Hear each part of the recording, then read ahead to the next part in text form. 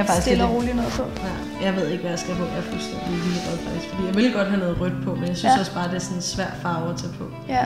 Men de er rigtig fede. De vil også være super fede til sådan et der par læderbukser. Ja, præcis. Og så bare til sådan en lækker skjorte på, og så sådan en jakke. Ja, lige og så peppet op med en masse lange kæder. Lange halskæder og store øreringe og sådan noget. Jeg havde tænkt mig at tage de der bukser på. Ja. Og så tage en skjorte på, en læderjakke, og så vil jeg helt klart tage mit nye armbånd på, som jeg har fået min kæreste, fordi det er jeg rigtig, rigtig glad for. Ej, hvor er det også flot.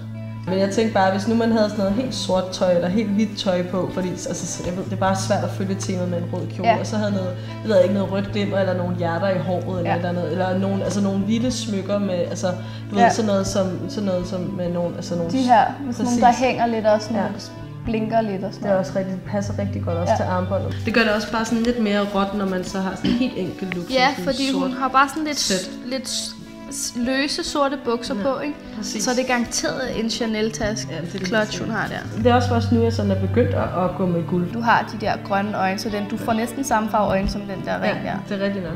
Det er sådan en cocktailring, ikke? Men den er alligevel ikke for meget. Altså, du kan jo sagtens have det på til det, du har nu, uden at det ser sådan overdrevet ud, kan du sige, ikke? Jeg synes, den er så flot, den der matte grønne farve til guld. Den er også sindssygt flot. Den er sådan lidt limegrøn-agtig. Den er virkelig flot, sådan en myntefarve. Ja, jeg har heller ikke gået med andet lige siden jeg fik den. Nej, det kan jeg godt forstå.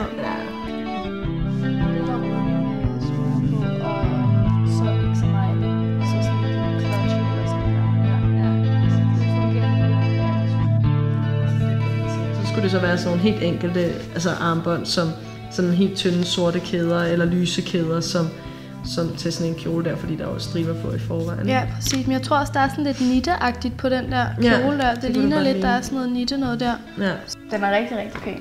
Den må man også godt gå på. Ja, og så hvis man så ikke tager det følger det røde tema selvfølgelig. Ja, men det kunne man jo også lade være med. Så kunne man have læderbukser på, for eksempel. Det er så lækkert. Og et par nye sko. Ja, det er også rigtig, jeg synes, det er rigtig flot det der faktisk. Men normalt så bryder jeg mig ikke så meget om guld og sølv blandet. Men jeg synes faktisk, det er rigtig flot, når man så får en sten, der er samme farve som brumbæret. Præcis. Og jeg synes også, at det der vedhæng i midten, det er både sådan lidt guld, men også sådan lidt sølvagtigt i det.